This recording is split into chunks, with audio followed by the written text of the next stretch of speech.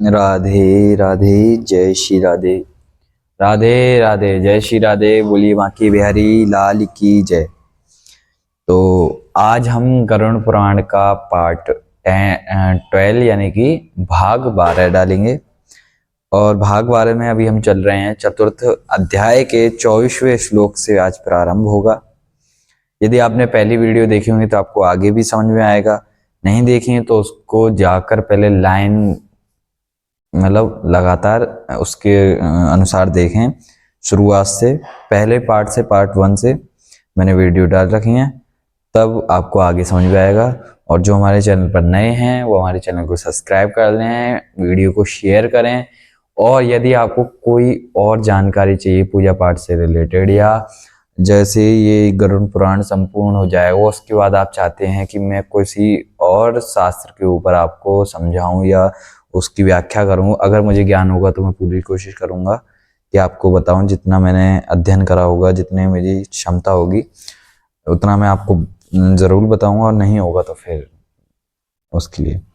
तो आइए ज़्यादा समय न लेते हुए आगे चलते हैं। बोली बांके बिहारी लाल की जय, बोलो विष्णु भगवान की जय। जय हो जय। हाँ, तो कल हमने बताया था ब्राह्मण एंड में, मतलब कल की वीडियो में, मतलब पहले की वीडियो में लास्ट में ब्राह्मण के बारे में बताया था। इससे जो पहला श्लोक है वो ब्राह्मण के। अब 24वें श्लोक से है, ऐसे पापी जन सब मार्ग को त्याग कर यमलोक को जाते हैं। जो ब्राह्मण आदि जो मैंने वीडियो में डाला है आप उसको देख लेना तो आपको समझ में आएगा। वहां यमदूत आकर यम की आज्ञा से उन पापियों को वैतरणी नदी में गिराते हैं। हे गरुण, सब नरकों में 21 नरक अधिक दुख देने वाले हैं। इन 21 नरकों में वैतरणी नाम की नदी मुख्य है। यह सबसे अधिक कष्ट देने वाली है। इसलिए प्रथम में गिनाए ऐसे अतियुक्त कट पापियों को वैतरणी नदी में फेंकते हैं। जिसने कृष्णा गौ का दान नहीं दिया और ना ही और्ध्वदेहिक क्रिया की, ऐसे मनुष्य वैतरणी नदी में दुख को भोगते हैं। तीर पर शालमली वृक्ष के नीचे यातना भोगते हैं। अब मैं आपको समझाता हूँ। जिसने कृष्णा गौ यानी कि कृष्ण जी का जो रूप है वो काला बताया गया है, ब्लैक कलर।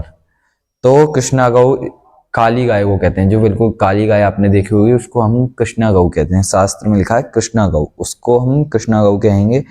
तो उस गाय का यदि दान नहीं किया और आदि और क्रिया नहीं की या दुख को भोगे, और सालमली वृक्ष के नीचे आपको दुख भोगना पड़ता है और वैतरणी नदी में गिरते हैं।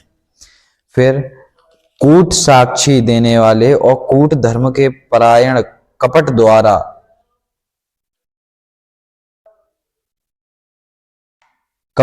धन को पैदा करने वाले, चोरी से जीविका करने वाले, बड़े बड़े वृक्षों का छेदन कराने वाले, वन को आराम को नष्ट करने वाले। मतलब जैसे आपने कहीं कहीं देखा होगा, गांव आदि में होता है वैसे कि कोई अपनी फैक्ट्री या कोई काम डालना चाहता है तो वो कहता है हमें अपना खेत बेच दो, या फिर वो यहाँ पे जमीन लिया होता है, वहाँ पेड़ पौधे या पेड़ होते हैं पहले से तो उसको कटवाता है। तो इसमें लिखा है वो बहुत बड़ा पाप है, पेड़ को ना कटवाएं। नष्ट करने वाले, व्रत का त्याग करने वाले, जैसे आपने व्रत रखा फिर उसका बीच में जानबूझकर, भाई अज्ञान में, मतलब ज्ञान नहीं है, धोखे से हो गया या धोखे से कर लिया, उसकी तो क्षमा है, उसका भी पश्चाताप लिखा है शास्त्र में, लेकिन उसका क्षमा है मतलब एक तरीके से। लेकिन अब आप जानबूझ के कि व्रत है, अब भूख लग रही है, नहीं सहन हुआ, चलो खा लेते हैं, ऐसे कैसे खा लेते हैं, बहुत पाप लगता है उसका।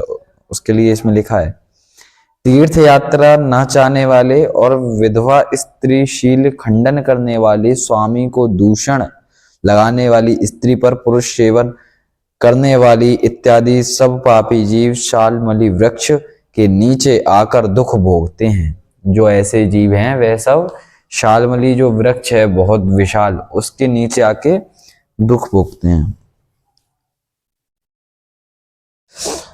यमदूत ऐसे पापियों की ताड़ना कर उनको नरक में गिराते हैं। पुनः नरक आदि में जो पापी गिरते हैं उन्हें मैं तुमसे कहता हूं, नास्तिक, मर्यादा को भेदने वाले, धर्म में नहीं बल्कि अपने निमित्त धन का व्यय करने वाले। मतलब फिर से वही बात जो मैंने एक शॉर्ट वीडियो से रिलेटेड डाली मैन, कि धर्म से मतलब धर्म के लिए नहीं, केवल अपने सृजन, अपने घर के भरण पोषण के लिए वो धन संचित करते हैं।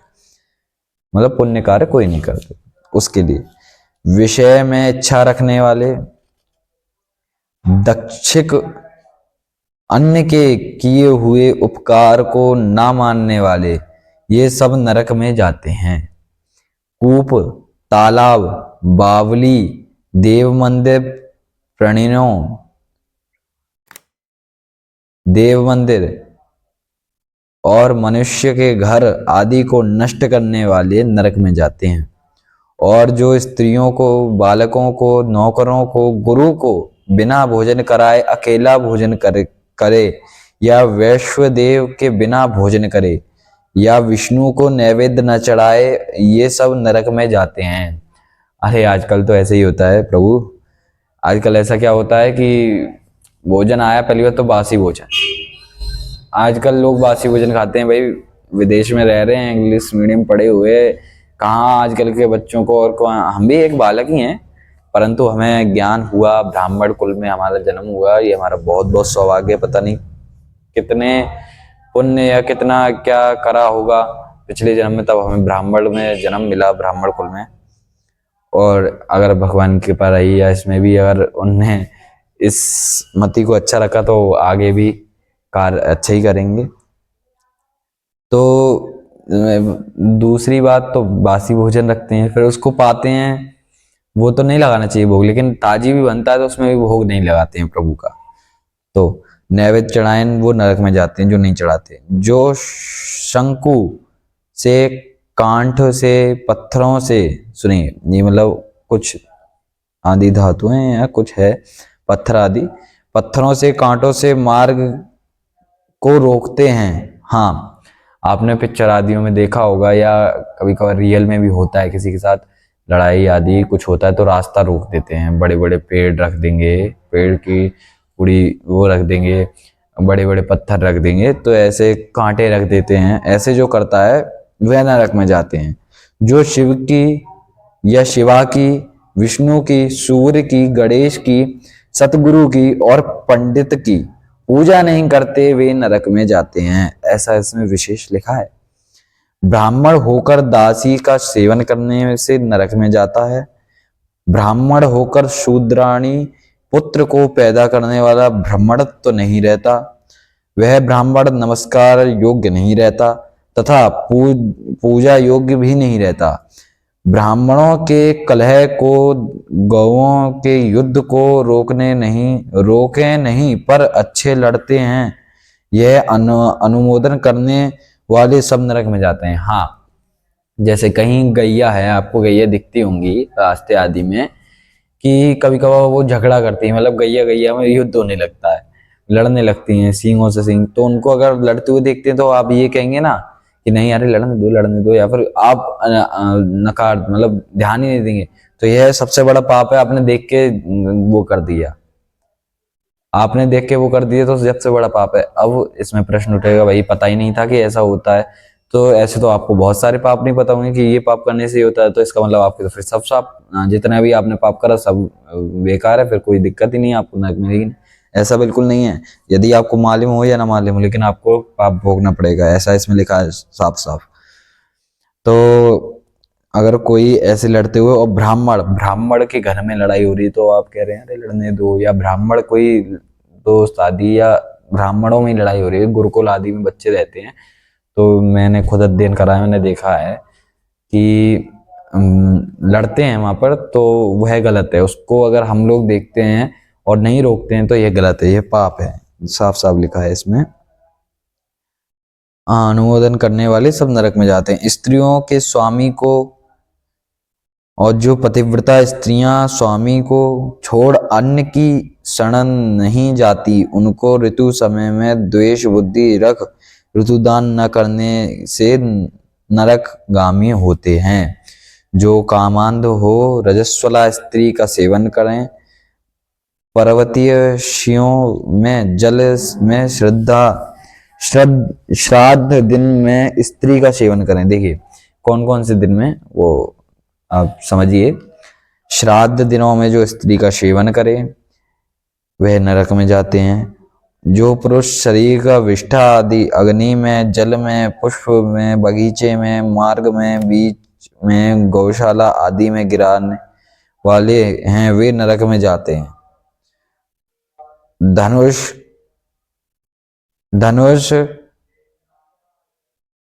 खड्ग आदि शस्त्र बनाने वाले तथा शस्त्रादि के बेचने वाले नरक में जाते हैं। यह तो मेरे नहीं समझ में आया। यदि अगर शस्त्र नहीं बनेंगे और आपत्ति काल में कोई दिक्कत आ गई तो फिर कैसे होगा, इसका मुझे अभी अच्छे से पूरा ज्ञान नहीं है कि ये क्यों है, कैसे है। इसमें विषय उठ सकता है, मतलब प्रश्न हो सकता है, करने वाले करेंगे, आपके मन में प्रश्न आएगा कि भैया अगर ऐसे है तो ऐसे तो फौजी हैं, सैनिक हैं, वो शस्त्र बनते हैं, उनको मिलते हैं तो वो भी नरक में जाएंगे। या फिर घर में भी कुछ लोग अपनी सुरक्षा के लिए रखते हैं तो यानी कि वो भी नरक में जाएंगे। जिसने बेका वो जाएगा और हमने खरीदा तो हम जाएंगे।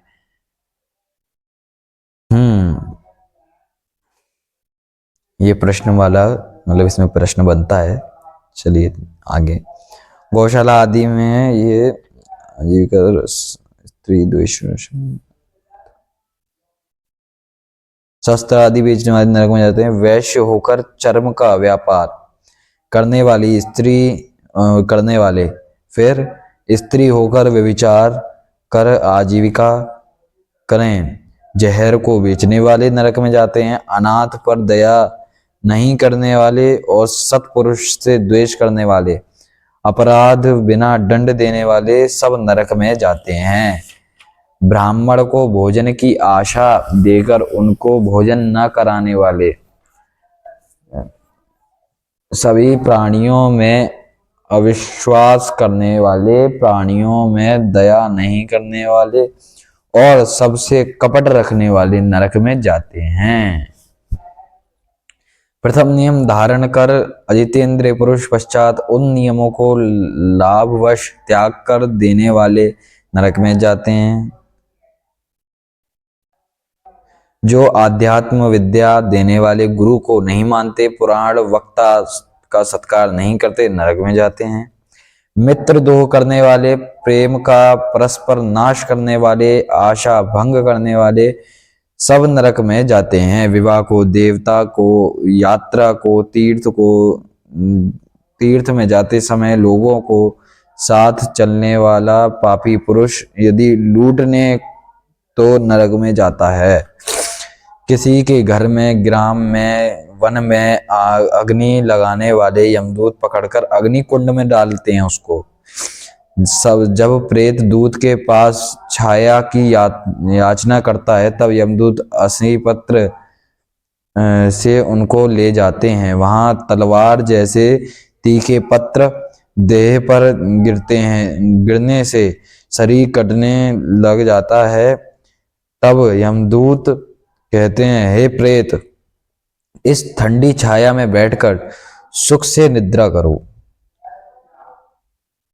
उसको जब बहुत प्यास लगती है तब जल पीने की याचना करता है, तब पापी को पीने को तपा हुआ तेल यमदूत देते हैं। तो राधे राधे। आज के लिए इतना ही। वीडियो को यहीं विराम करते हैं, यहीं अपनी वाणी को विराम करते हैं। अब आगे बताएंगे कि वे दूत कहते क्या हैं। दूतों ने कुछ संवाद किया है, उससे तो क्या कहते हैं दूत। और यदि कोई हमारे चैनल पर नया हो, हमारी वीडियो को पहली बार देख रहा हो तो हमारे चैनल को सब्सक्राइब कर ले और ज़्यादा से ज़्यादा शेयर करे, जिससे औरों को भी पता चल सके कि भाई ये पाप करने से ये होता है, तो वो सचेत हो जाएं, ना करें। अब इसका मतलब ये तो है नहीं, यदि आप पाप करते हैं फिर आप एंड में ये कहते हैं कि हमको तो पता ही नहीं था ये करने से ही होता है। तो ऐसे मान लीजिए आप जहर खा लें और आप कहते हैं मुझे तो नहीं पता जहर खाने से मरते हैं, लेकिन मरेंगे तो तब भी। नहीं पता होगा लेकिन असर तो वो करेगा। इसका मतलब ये थोड़ी है कि आपको पता नहीं है तो वो असर नहीं करेगा, वो तो असर करेगा। तो इसीलिए चाहे आप ना जानते हो या जानते हो, सुनिए, आप जानते हो या नहीं जानते हो, पाप आपको लगेगा। क्योंकि कहते हैं ना लोग कि अरे हमको पता नहीं था, हमने अनजाने में कर दिया। ऐसे कैसे अनजाने में कर दिया? नहीं, ऐसे तो बहुत चीज नहीं जानते लेकिन हो जाती है, लेकिन होता तो गलत है ना, तो इसलिए नहीं करना चाहिए। तो आज के लिए इतना ही। राधे श्याम। अगर आप चैनल पर नए हैं तो वीडियो को लाइक करें, शेयर करें, कमेंट करें और चैनल को सब्सक्राइब कर लें। और कोई नई जानकारी के लिए चैनल पे कमेंट कर दें हमारी वीडियो पे, हम आपको रिप्लाई जरूर देंगे। जय जय श्री राधे, जय जय श्री श्याम। बोलिए बांके बिहारी लाल की